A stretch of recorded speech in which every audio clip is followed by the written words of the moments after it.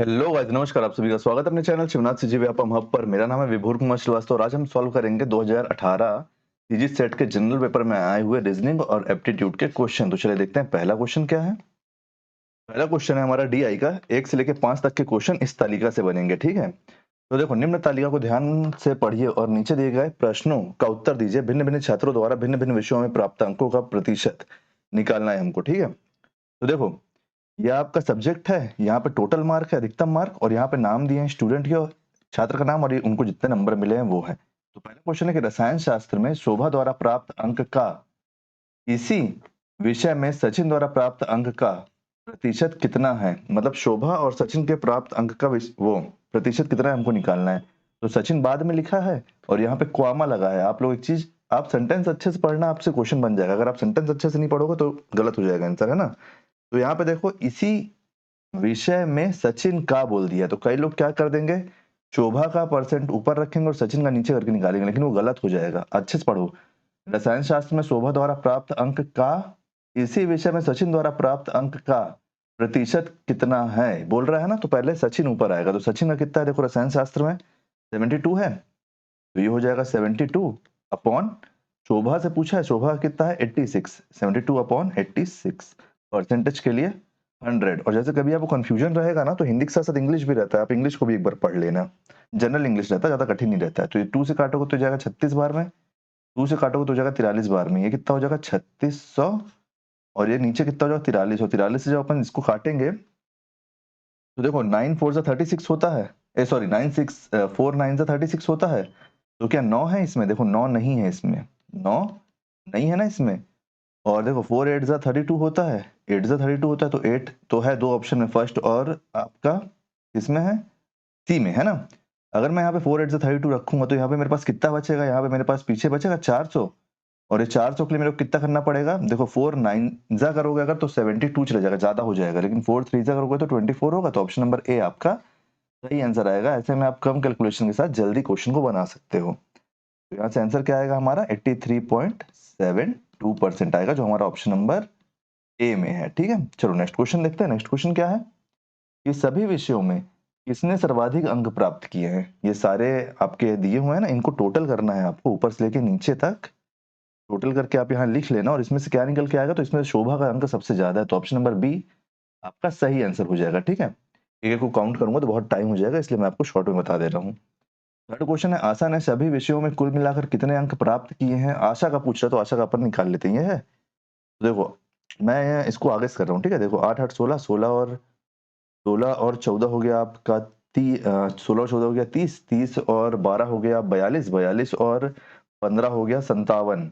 तो ये 570 हो गया। और पीछे कितना है, पीछे है आपका 4 2 6, 6 7 13, 13 4 17, 17 और 9 23, 23 और 12 हो गया 35। तो 570 प्लस 35 कितना हो जाएगा 605। तो ऑप्शन नंबर बी आपका सही आंसर हो जाएगा। चलिए नेक्स्ट क्वेश्चन देखते हैं। क्वेश्चन नंबर 4 क्या है, कितने छात्रों ने एक से अधिक विषय में अधिकतम अंक प्राप्त किए हैं।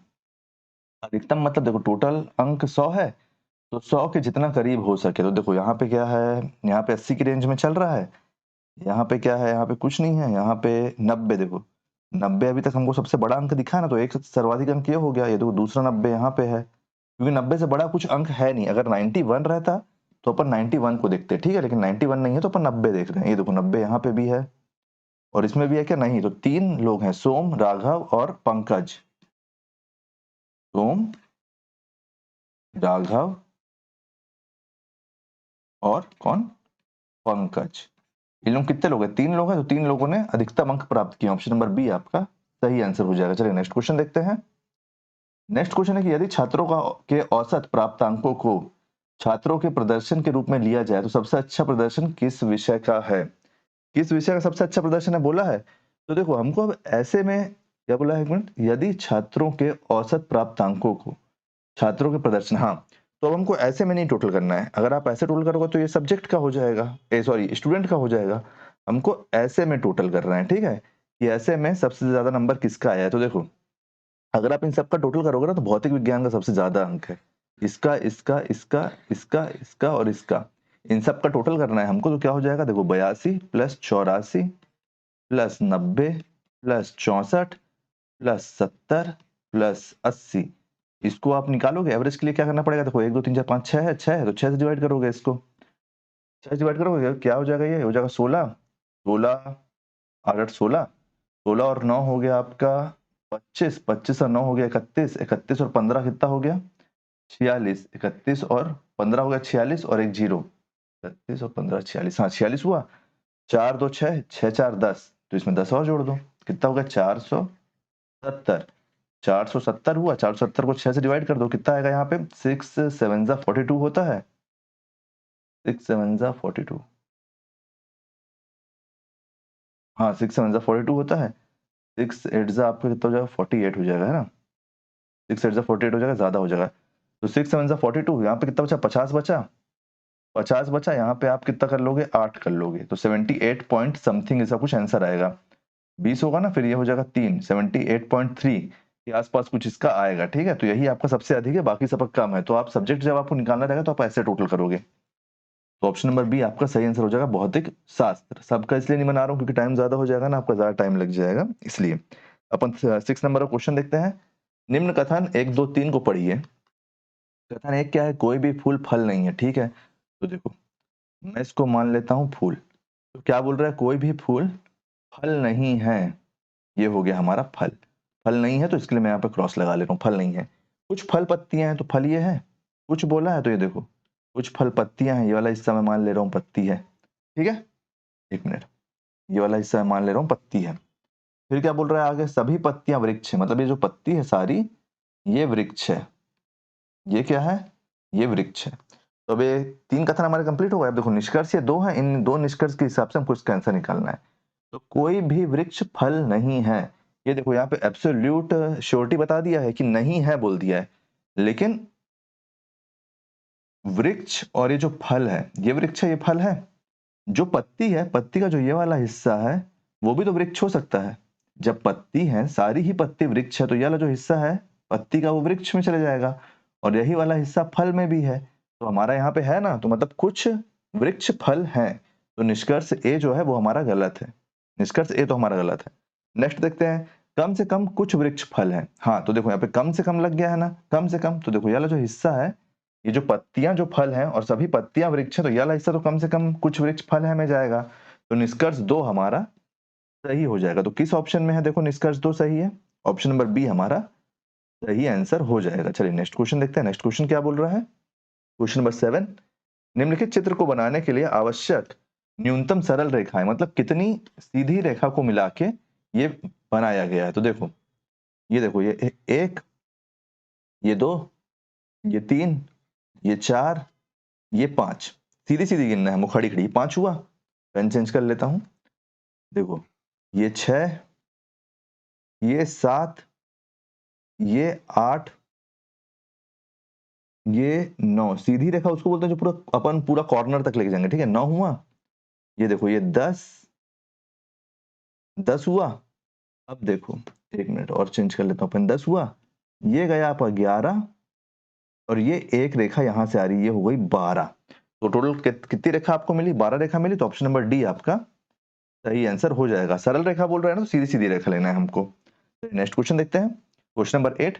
जिस प्रकार पृथ्वी चांद से संबंधित है, जिस प्रकार पृथ्वी संबंधित है चांद से, पृथ्वी चांद से संबंधित है बोल रहे हैं ना, उसी प्रकार बृहस्पति संबंधित है किससे? तो देखो हम सबको पता है कि चांद जो है हमारा चंदा मामा, वो पृथ्वी के चक्कर लगाता है।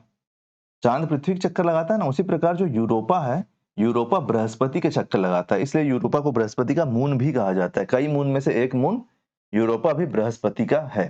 तो ऑप्शन नंबर ए हमारा सही आंसर हो जाएगा कि जैसे चांद पृथ्वी के चक्कर लगाता है उसी प्रकार यूरोपा बृहस्पति के चक्कर लगाता है। तो यूरोपा हमारा सही आंसर है। चलिए नेक्स्ट क्वेश्चन देखते हैं। क्वेश्चन नंबर 9 कि यहाँ की कौन सी संख्या आएगी निकालना है। ठीक है, तो क्या क्या है? देखो 1 है, 3 है, 7 है, 10 है, 19 है, यहाँ का हमको निकालना है। 39 है, 44 है, 69 है। यहाँ पे 69 देख लेते हैं। ये हो गया है 3 हुआ। यहाँ पे इन दोनों को टोटल करूंगा तो ये बन जाएगा, लेकिन नहीं ऐसे नहीं हो रहा है। डिफरेंस कितना कितना है? डिफरेंस है 2। 2 प्लस हो क्या है ना, 4 प्लस हुआ है, 3 प्लस हुआ है, 9 प्लस हुआ है। ठीक है, मेरे को लग रहा है मेरे को इसका जवाब मिल गया है। यहाँ पे कितना प्लस हो रहा है, यहाँ पे हो रहा है 5 प्लस, और यहाँ पे कितना हो रहा है 69 है ना ये दोस्तों, 69 है ये, तो यहाँ पे प्लस हो रहा है 25। कुछ नहीं हुआ है, देखो जो फर्स्ट लेटर है ना उसी का स्क्वायर होके दूसरा हो गया है, जो फर्स्ट है 2, 2 का स्क्वायर होकर 4 प्लस हुआ है, ये 3 है, 3 का स्क्वायर होकर 9 प्लस हुआ है।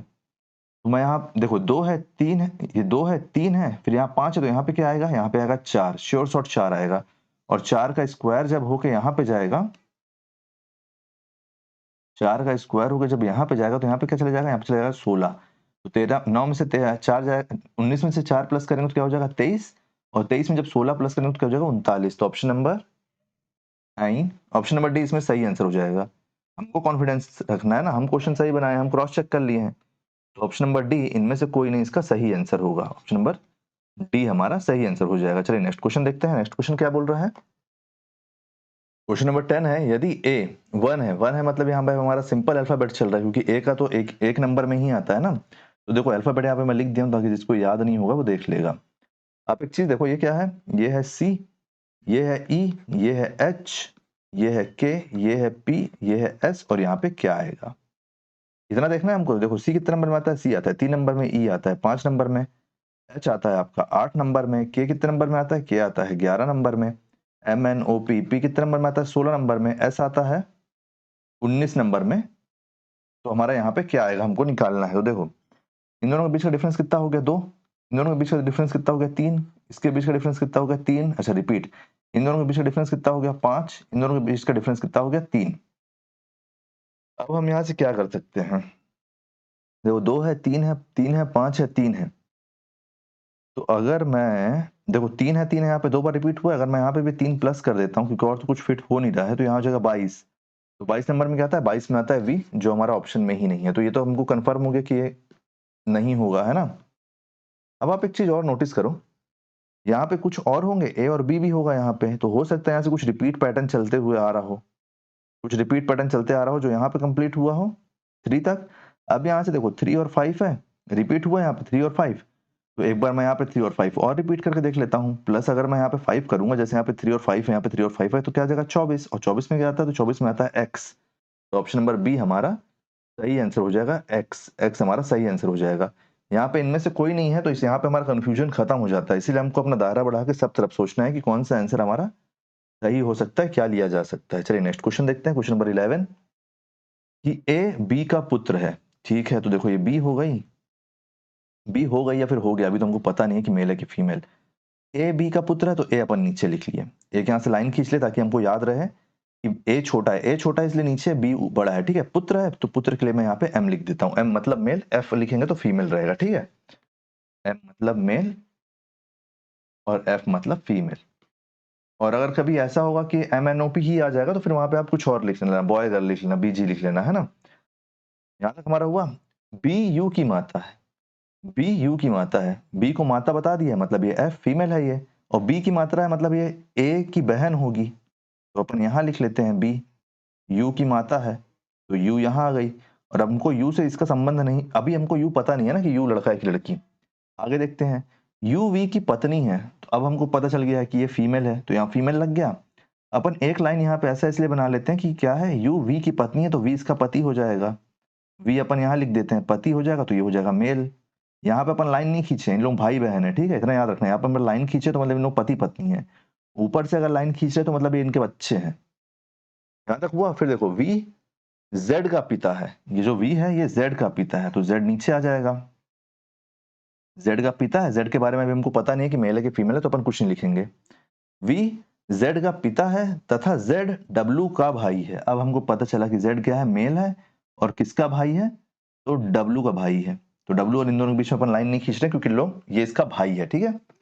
वी किस प्रकार ए तथा बी से संबंधित है। अब हमसे ये पूछ रहा है कि जो वी है, इस वी का संबंध क्या है, इस वी का संबंध क्या है बी से और ए से। तो देखो एक की बहन है ये, और वी इसका पति है यू का, ए की बहन यू है, यू का पति वी है, तो मतलब ए तो वी का साला हुआ या फिर जीजा हुआ, है ना। एक संबंध हमको पता चल गया, ए से संबंध क्या है, ए तथा बी से किस प्रकार संबंधित है, तो उसका साला हो गया ए वी का। अब देखो जो बी है, बी माता है यू की, और यू का पति है वी, तो ये इसका दामाद हो गया। मतलब साला या फिर जीजा ए का, और फिर बी का क्या है, दामाद। तो ऑप्शन नंबर ए हमारा सही आंसर हो जाएगा। ऑप्शन नंबर ए हमारा सही हो जाएगा। क्यों? वी किस प्रकार संबंधित है पूछा है, ठीक है, वी किस प्रकार संबंधित है उससे पूछा है, इसलिए।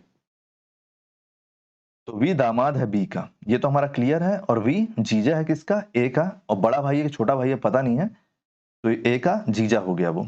अपन नेक्स्ट क्वेश्चन देखते हैं। उम्मीद करता हूं ये भी आपको समझ में आ गया होगा। कहीं पे भी कोई भी डाउट होगा तो पूछ लेना। यहाँ पे क्या आ रहा है, देखो यहाँ पे आ रहा है जर्मनी। जर्मनी, जर्मनी जी कितने नंबर में आता है, जी आता है। 7 नंबर में ई आता है। 5 नंबर में आर आता है। 18 नंबर में एम आता है। 13 नंबर में ए आता है। 1 नंबर में ए आता है, 1 नंबर में एन आता है 14 नंबर में, और वाई आता है आपका 25 नंबर में। कूट भाषा हमारे पास क्या दिया है, 7594157। तो देखो इसको अगर आप आपस में कर दो तो 7 हो जाएगा, ये 5 हो जाएगा, ये 9 हो जाएगा, ये 4 हो जाएगा, ये 1 हो जाएगा, ये 5 हो जाएगा, और ये 7 हो जाएगा। तो यही तो हमारी कूट भाषा दी है। तो इससे हम रशिया का निकाल लेते हैं। तो रशिया क्या हो जाएगा। इसीलिए कभी भी आपका अल्फाबेट क्वेश्चन आएगा तो सबसे पहले आप उसकी नंबरिंग कर लेना, आपको बहुत ज्यादा आसानी हो जाएगी, है ना। तो देखो रशिया में 18 है, यू यू आता है आपका 21 में, एस आता है आपका 19 में, और फिर आपका 2 बार ऐसे ना, 19 में आई आता है आपका, आई जे 9 नंबर में, और ए तो 1 नंबर में आता है। तो क्या निकल के आया हमारे पास, हमारे पास निकल के आया 9 3। ये क्या है, ये 9 और 1 10 होता है, लेकिन 10 है, और फिर 10 का अगर टोटल करोगे तो क्या हो जाएगा, 1 हो जाएगा। पहले तो 9 और 1 10 होता है, फिर 10 का आप एक बार और टोटल करो तो 1 हो जाएगा, तो ये आ जाएगा 1। फिर यहाँ पे फिर वही, यहाँ पे भी 1, क्योंकि इसका टोटल तो 10 हुआ ना, और 10 का टोटल 1। फिर इसका टोटल आ जाएगा 9, और इसका टोटल आ जाएगा 1। तो क्या निकल के आया हमारे पास, यहाँ से हमारे पास निकल के आया 931191। तो हमारा सही आंसर कौन सा हो जाएगा, 931191। ऑप्शन नंबर सी हमारा सही आंसर हो जाएगा। ऑप्शन नंबर सी हमारा सही आंसर हो जाएगा। चलिए नेक्स्ट क्वेश्चन देखते हैं। नेक्स्ट क्वेश्चन क्या है, क्वेश्चन नंबर 13। कितने क्वेश्चन है टोटल, 14 क्वेश्चन है टोटल, ठीक है। 13 नंबर का क्वेश्चन, ए बी कूटबद्ध किया गया है 3 और 7 में, ठीक है। देखो ए बी, ए का नंबर है 3, बी का नंबर है 7। सी डी, सी और डी का वो किया गया है 7 में और 11 में। फिर क्या है हमारा ई एफ, ई और एफ कितने में गया है, 13 और 17 में। तो फिर आई जे, आई और जे कितने में आ जाए वो पूछ रहे हैं हमसे, है ना। चलो देख लेते हैं इसको। देखो इन दोनों का टोटल हो रहा है 10, इनका टोटल हो रहा है 18। नहीं, आप एक चीज टोटल करो, इन दोनों को एक चीज देखो, इन दोनों का डिफरेंस हो रहा है माइनस, इन दोनों का डिफरेंस हो रहा है 4, इन दोनों का डिफरेंस 4 हो रहा है। तो अपन देख लेते हैं कि ऑप्शन में क्या क्या 4 है। ऐसे अपन इसको पहले कट आउट कर लेते हैं, ठीक है, क्योंकि ऐसे तो कोई लॉजिक दिख नहीं रहा है। तो किसमें किसमें डिफरेंस 4 है, इसमें है 4, इसमें है 4, इसमें 6 का है, तो ये तो नहीं हो सकता। अब इसमें भी 4 का डिफरेंस है, ठीक है, तो ये सब हो सकते हैं आंसर। एक चीज और देखो, आप 3 है, 3 से प्लस 4 करूंगा तो 7 होगा, 7 से प्लस 6 करूंगा तो आपका 13 होगा, 13 से 4 6 8 प्लस करूंगा तो क्या होगा, 13 से 8 प्लस करूंगा तो 21 होगा। लेकिन यहाँ पे तो नहीं हो रहा डिफरेंस 4, तो मतलब ये वाला लॉजिक गलत हो गया हमारा, ये वाला लॉजिक गलत हो गया, ये वाला लॉजिक गलत हो गया, ठीक है। को हम कैसे बना सकते हैं, को कैसे बना सकते हैं, ये हो गया 10, ये हो गया 18, 8 बढ़ के, ये हो गया 21। वो तो ठीक है। 4 बड़ा है, 4 बड़ा है, 6 बड़ा है, 8 बढ़ता मान लो। वो भी नहीं हो रहा है। इसका लॉजिक मेरे को समझ में नहीं आ रहा है। इसका आंसर है 3741, ठीक है। इसका आंसर 31 और 41 दिया है व्यापम के उसमें सीरीज में। ऑप्शन नंबर बी है ना, ऑप्शन नंबर बी इसका सही आंसर दिया है। अगर आपको ये कहीं से समझ में आ रहा हो तो मेरे को जरूर बताना। मेरे हिसाब से इसका आंसर ऑप्शन नंबर डी 21 25 होना चाहिए, क्योंकि देखो ये यहाँ से प्लस 4 होके गया, ये यहाँ से प्लस 6 होके गया, ये यहाँ से प्लस 8 होके जाता, 8 होके जाता, तो यहाँ पे आता 21, यहाँ पे 21 आता, और 21 से 4 बढ़ के मैं यहाँ पे 25 बोलता, तो ये ऑप्शन नंबर डी हमारा सही होता है यहाँ पे। लेकिन व्यापम में आंसर डी नहीं लिया है, व्यापम में आंसर लिया 37 और 41। तो किसी को भी समझ में आए अगर, तो मेरे को भी जरूर कमेंट में बताना इसका लॉजिक कैसे होगा। मैं आप लोग को धोखे में नहीं रखना चाहता, इसलिए मैं आपको क्लियर कट बता दिया हूँ, है ना। और सॉल्यूशन तो बनाना ही था। चलिए नेक्स्ट क्वेश्चन देखते हैं अपन। अगर आपको यह मिलता है कहीं से तो आप मेरे को भी जरूर बताना, ठीक। चलो नेक्स्ट क्वेश्चन देखते हैं। Question number 14।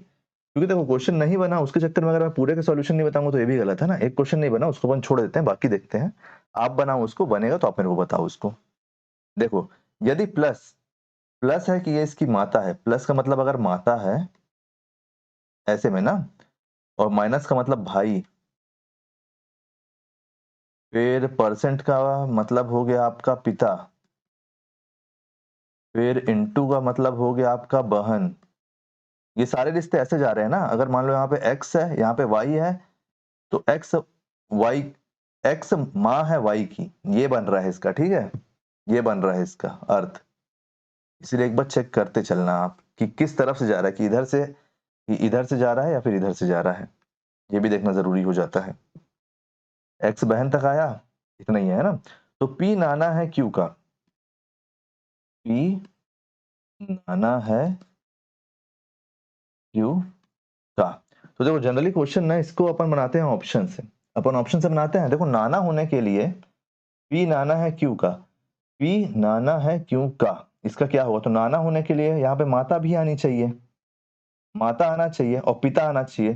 तो मतलब हमारे दो साइन यहाँ पे आने चाहिए।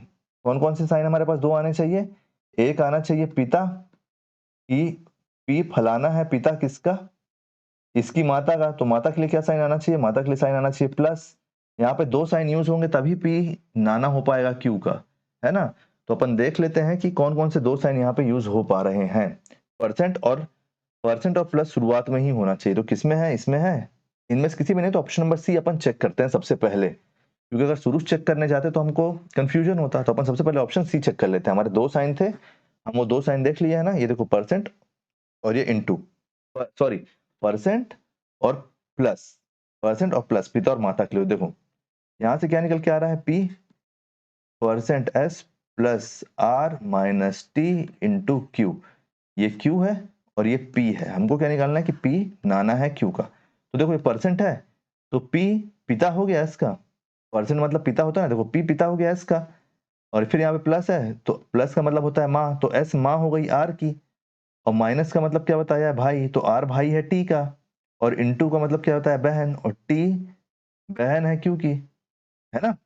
तो देखो हमारा आंसर निकल के आ गया कि पी नाना है क्यू का, तो ऑप्शन नंबर सी हमारा सही आंसर हो जाएगा। तो इस प्रकार से आप पूरे को छांटने के बजाय आप सीधे पहले वो वैल्यू देख सकते हो और हमारा आंसर निकाल सकते हो। तो उम्मीद करता हूँ कि सारे 14 क्वेश्चन, सॉरी सारे 13 क्वेश्चन आपको समझ में आए होंगे। ये जो 13 नंबर का क्वेश्चन है इसको आप बता देना मेरे को कैसे बना है, तो मैं भी इसको समझ लूंगा आप लोग से, है ना। हम दोनों एक दूसरे से सीखते हैं, हम सब एक दूसरे से सीखते हैं। मेरे हिसाब से 21 और 25 इसका सही आंसर होना चाहिए था, लेकिन ये क्वेश्चन विलोपित नहीं हुआ है, विलोपित नहीं हुआ, इसका आंसर लिया है व्यापम, ठीक है। तो उम्मीद करता हूँ गाइस ये सारे क्वेश्चन आपको समझ में आए होंगे। कहीं पे भी कोई भी डाउट होगा तो आप कमेंट में बता देना। वीडियो अगर पसंद आया हो तो वीडियो को लाइक कीजिए, वीडियो को शेयर कीजिए। इसके पहले का भी एक क्वेश्चन मैं बता चुका हूँ, वो वीडियो अपलोड है। इस मतलब एक और पीवाईक्यू सीजी सेट का वो बता चुका हूँ मैं उसका सॉल्यूशन, तो उसका अपलोड है वीडियो, उसको भी जरूर चेक कीजिए। और इसके बाद ये 18 का हो गया ना, इसके बाद हम 17 का बनाएंगे और उसका वीडियो अपलोड करेंगे। तो चैनल बने रहिए, चैनल को सब्सक्राइब कीजिए। Thank you.